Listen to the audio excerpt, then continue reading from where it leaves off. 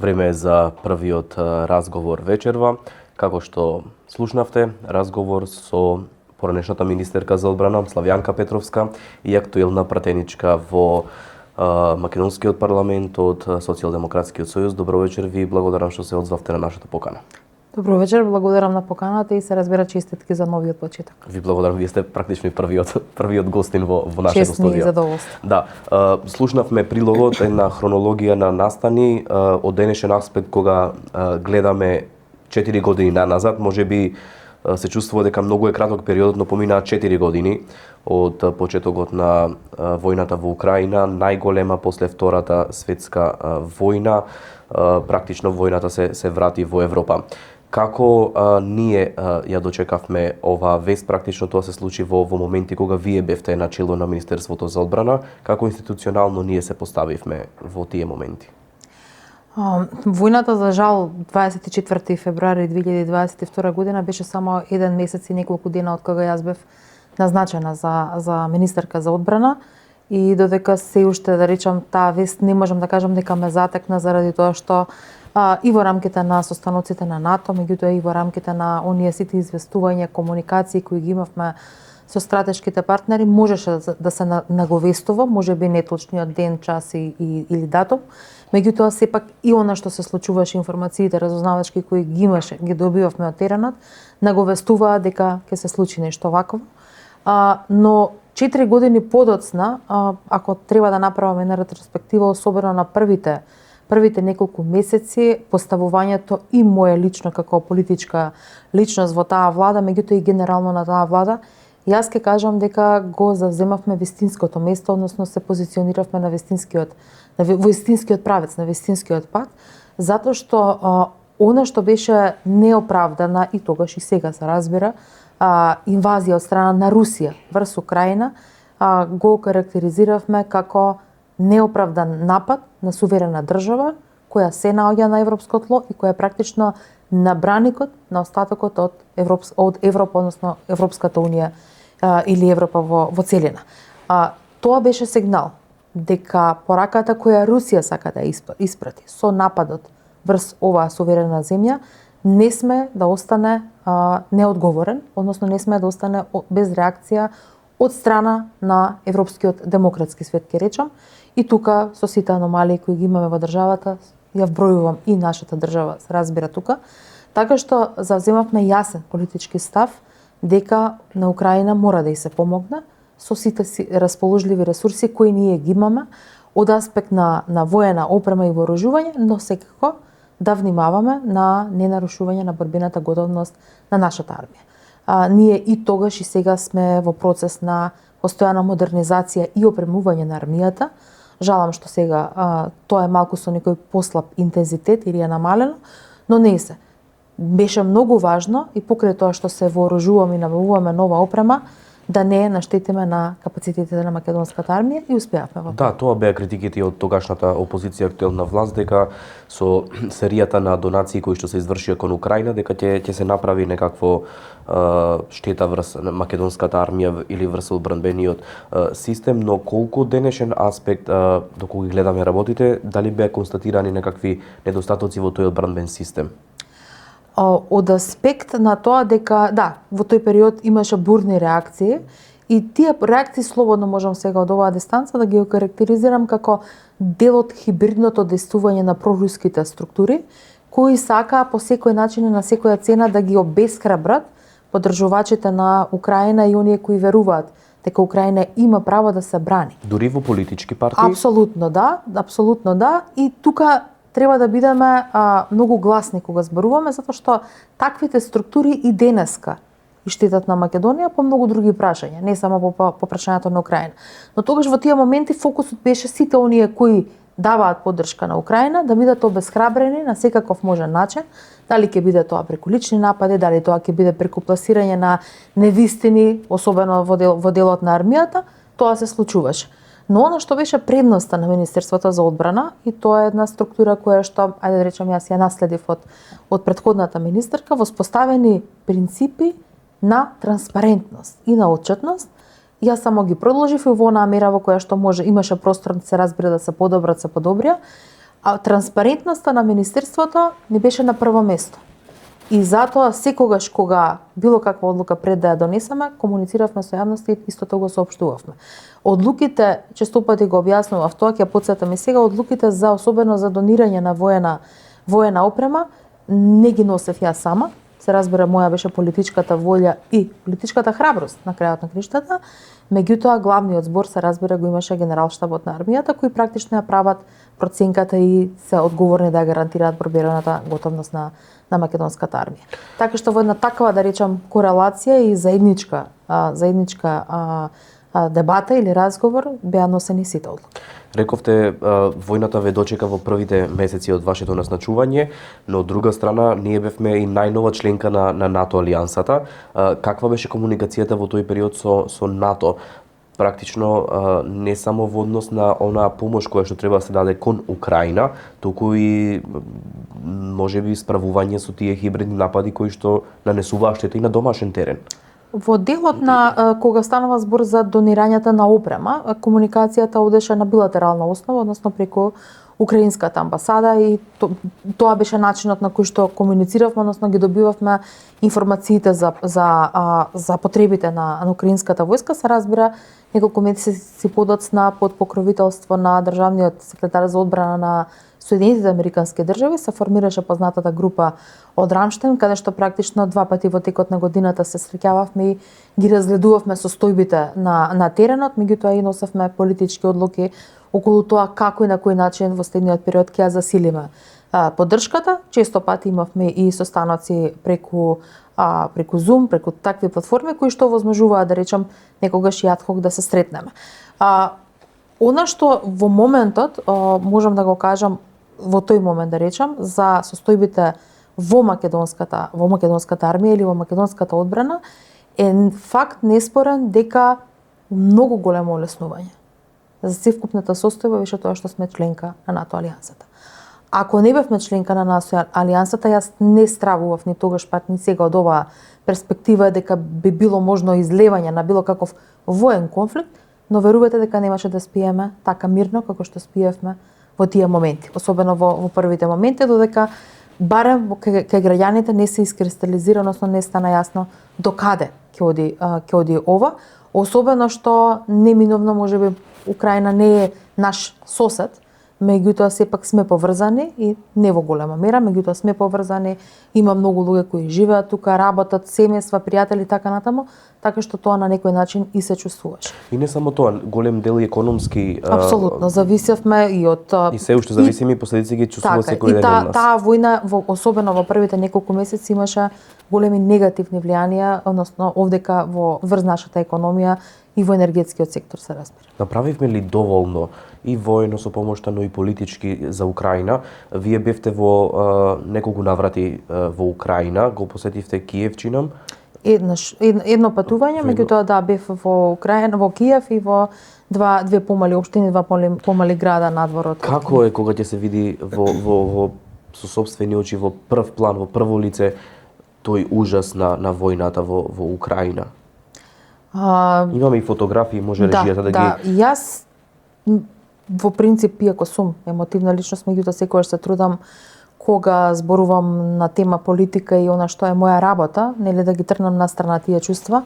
Меѓутоа, морам да признам дека во неколку наврати во текот на оваа посета ме совлада емоциите, затоа што друго е кога ги гледате фотографиите, меѓутоа кога ќе отидете на лице место и на терен, па и кога ќе ги чуете луѓето кои што учествувале и се уште, за жал се дел од тие воени дејства, односно од одбраната на Украина, навистина не можете да останете равнодушни, особено кога ќе видите бројните жртви и злосторот кој што е извршен врз населението.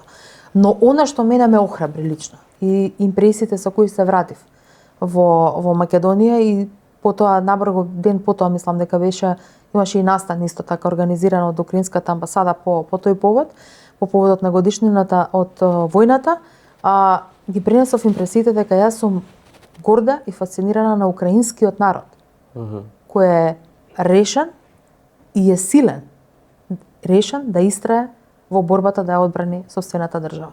И веројатно тоа е меѓу другите фактори кои руската страна не така добро ги процени и од оние најави дека војната ќе заврши за 48-72 часа со окупација и така натаму, веќе гледате се претвори во 4 години. Или дека тоа е вежба која што ќе трае само неколку дена и дека се ќе се заврши со развијување на руското знаме на украинска територија, гледате дека се претвори во 4 годишна војна и 4 годишна одбрана на сопствената територија. Претпоставуваме многу полесно подоцна ги носите одлуките кога ќе ги видите со сопствени очи тие работи во Украина, но направивме ли доволно со оглед на тоа тие капацитети кои што ги имаме и тоа што можевме да донираме или пак можевме уште повеќе? Сметам дека сега можеме во овој момент, тогаш секое барање кое ни беше испратено беше внимателно разгледувано и на оние на кои што можевме да одговориме, повторно ќе речам, согласно нашите капацитети и не нарушувањето на борбената готовност, во најголем дел од да речем од барањата одговоривме позитивно. И јас и ова сега од оваа дистанца, ако се вратам назад, верувајте дека повторно без никаква задршка би ги донела истите одлуки во истиот тој формат. Помагавме и со понуда и на криволок, и тоа исто така известивме и тогаш јавноста. Неколку стотици украински војници беа тука, беа обучувани, така што заради безбедносни причини не беа соопштени периодот и така натаму, меѓутоа излеговме во престрет и со тоа барање. Така што мислам дека на многу начини, сега од аспект на воена поддршка, со опрема и вооружување и помогнавме на Украина и јас како тогашна министерка сум задоволна, но морам да кажам дека сум разочарана во изминативе 2 години. Тоа беше моето следно прашање. Да. Како гледате моментално на актуелната власт која што минатата година министерот за одбрана Мисајловски потенцираше дека има пристигнато ново барање за помош, но нели поради тоа што се разгледуваат на затворена седница и се класифицирани информации не беа споделени во јавноста што точно се бара од нас. Колку сте задоволни во таа насока моментално? Ние никогаш на седница на влада не сме ги гледале барањата што пристигнуваат, затоа што министрите не знаат што е тоа. Тоа се специфична опрема и вооружување. Тоа ја дава таа да речам, тој предлог го дава генералштабот. Дали на нешто ќе одговориме да или не. Владата ја носи конечната одлука дека одобрува донација. Јас досега за овие 2 години може е мој пропуст, меѓутоа еве би била задоволна ако го видам и отпосле било какво известување или некое соопштение дека владата донела одлука за донирање на воена опрема и вооружување, но такво не видов. Жалам што исто така ќе забележам на недоволната политичка поддршка која може да ја манифестирате на различни начини. Јас во овие 2 години, освен сегашната денешна посета на вице-премиерот Беким Сале, кој апсолутно ја поздравувам на Киев, јас не видов во изминатиот период било кој представник на македонската влада да отиде во Киев и да изрази таму поддршката. Затоа што не е секогаш само тоа што ќе го дадете во форма на материјална донација, политичката порака која ќе ја испратите е многу исто така многу важна. Така што жалам што владата имам впечаток како да се срами или плаши да зборува на темата Украина. Испративме, морам и тоа до јавноста да го потенцирам, дека испративме и ние покани до надлежни министри и пратеници и луѓе кои што се директно инволвирани во процесот, но тие не се одзваа барем до овој момент на нашата покана. Сега доколку тоа планираат или мислат дека треба да го направат, нашето студио е отворено. Повеќе политичари, но и висок владен британски функционер пред известен период алармираше дека можебно е Западен Балкан да биде идната точка или идната цел на Путин. Колку едни вакви наративи, најави се реални во еден ваков момент? Секогаш кога ќе се почувствува дека има празен простор од позитивни промени во општествата или во државите овдека во регионот, во Западен Балкан конкретно, Русија тоа ќе го искористи, но за жал ќе го искористи во негативна смисла на зборот, за поттикнување или поддршка на конфликти кои може да направат поголема штета на овој регион. Разликата помеѓу она што значи Европска унија и НАТО алијанса од една страна и Русија од друга страна е многу јасна. И ние изминатиот период тоа го видовме и се увидовме. Од едната страна имате блок на земји кои се обидуваат со сите слабости кои ги имаат земјите да ви помогнат. Тие слабости да ги претворите во предности и да успеете во развојот на државите. Не зборувам само за Македонија, зборувам за целиот регион. Меѓутоа, постојат структури кои не сакаат да го видат напредокот, па и на Македонија, ако сакате поединечно, и на земјите од регионот, и затварање на оние отворени прашања кои било кога може да бидат предмет на, односно причина за конфликт помеѓу земјите или внатре во сама една земја. Затоа сметам дека учеството во диалозите, особено оние кои што да речам се со пријателски земји кои се дел од Европската унија и НАТО, е многу подобро и многу повеќе ќе донесе и за Македонија и за земјите од регионот во нивниот процес на интеграција. Без разлика која земја како го има зацртано својот пат, дали да биде тоа само Европската унија или Европската унија и НАТО алијансата. Излезе ли Европа посилна после оваа војна? Со сите предизвици кои ги имавме и ги има се уште Европа, од аспект и на економија, и на енергетика, меѓутоа и генерално во зајакнување на безбедносниот одбранбениот систем на Европа, мислам дека да. Фактот што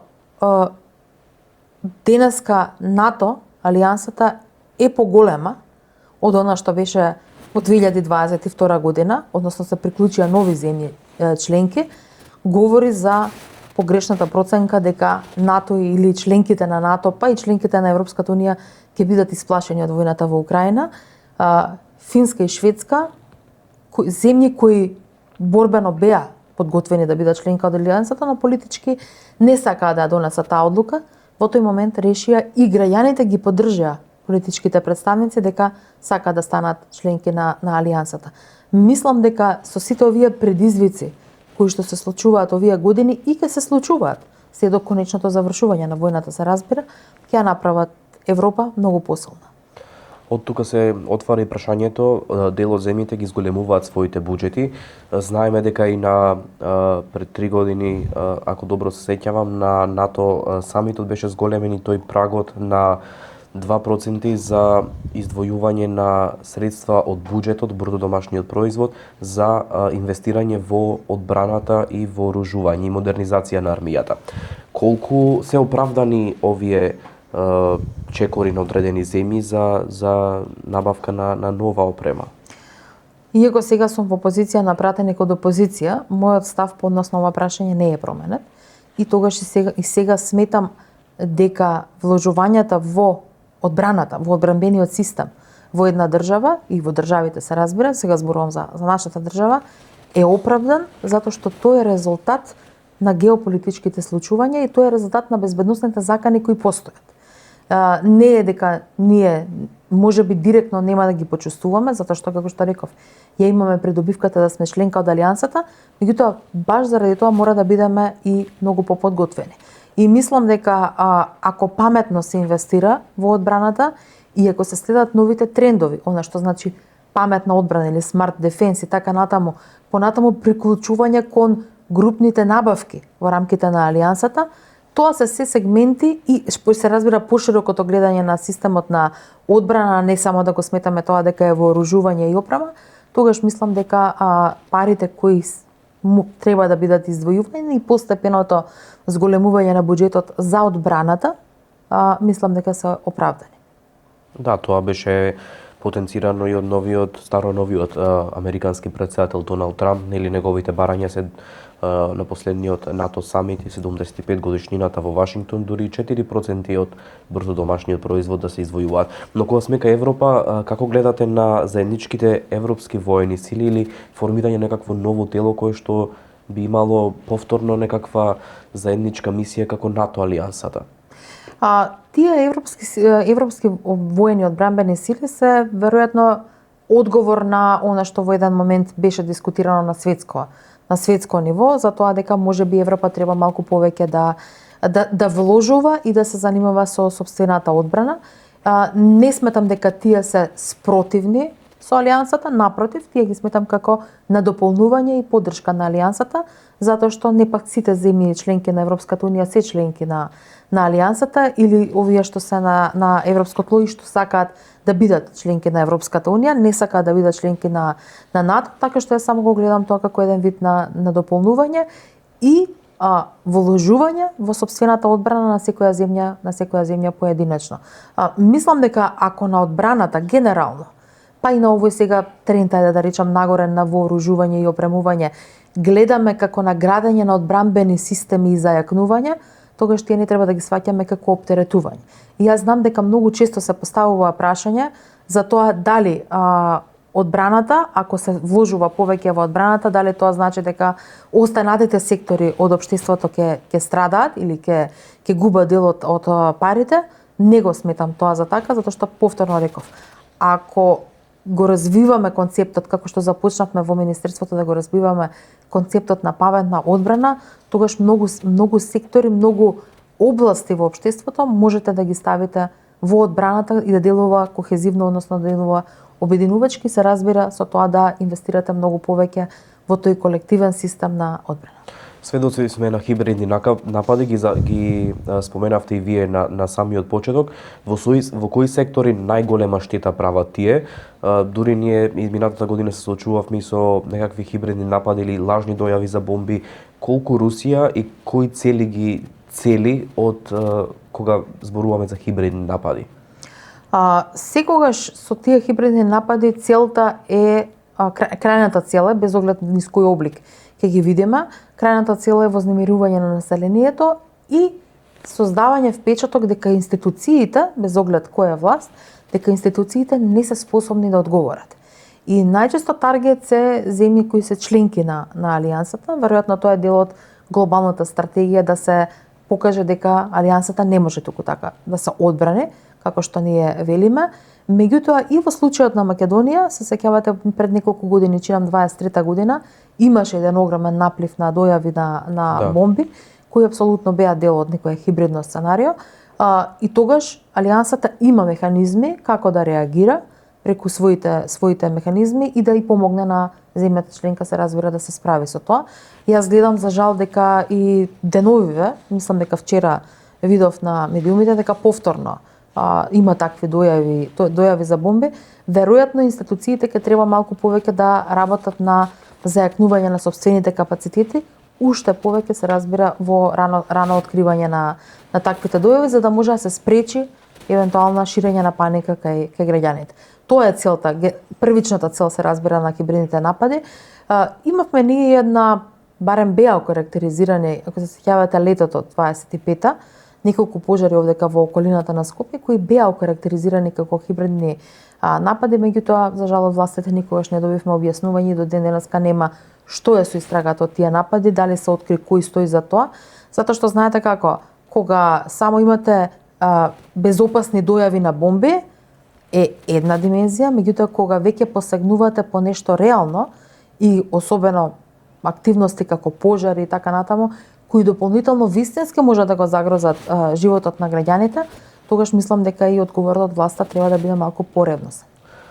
За крај, во однос на денешниот настан кој што го организира украинската амбасадорка и амбасада во земјава, практично секоја година на 24 февруари организираат настан на кој што бевте денеска и вие. Какви се вашите впечатоци, кои пораки беа испратени? Јас морам да упатам и пака јавна да речам благодарност, почит и наклон кон католичката црква, која и оваа година е домаќин на ваков настан и се обидува преку она што е за нив својствено, а тоа се служба или миса, како што тие ја велат, да испратат порака, прво пред се разбира молитва за сите оние кои се во Украина, за сите оние кои се борат за својата слобода, меѓутоа исто така да упатат и порака на мир и во Украина, меѓутоа и мир во светот. Мислам дека католичката црква и овдека во Македонија, меѓутоа и генерално игра една важна улога во тој дел, и сметам дека сите религиозни и верски заедници и во држава особено како мултиетничка треба да го следат тој пример, за да промовираат што е можно повеќе се разбира мир и благосостојба помеѓу граѓаните. Ми беше чест и задоволство што бев присутна на еден ваков настан, особено и на пораките. Сум благодарна на украинската амбасадорка која исплати благодарност и до граѓаните на нашата држава и до сите нас кои на некаков начин сме помогнале, се разбере и ќе помагаме и во иднина. Ви благодарам многу за овој разговор. Се надевам дека следната година или следна прилика ќе разговараме за крајот на војната во Украина, постигнувањето на мирот и теми кои што навистина ќе го вратат животот во Украина. Благодарам на поканата и на разговорот, се разбере, и се надевам дека следната тема ќе биде како да ја помогнеме на Украина и да ја обновиме. Ви благодарам, почитувани гледачи, останете со нашето отворено студио. Следевте разговор со Славјанка Петровска, поранешна министерка за одбрана и актуелна пратеничка од Социјалдемократскиот сојуз на Македонија. Еве што следува во продолжение.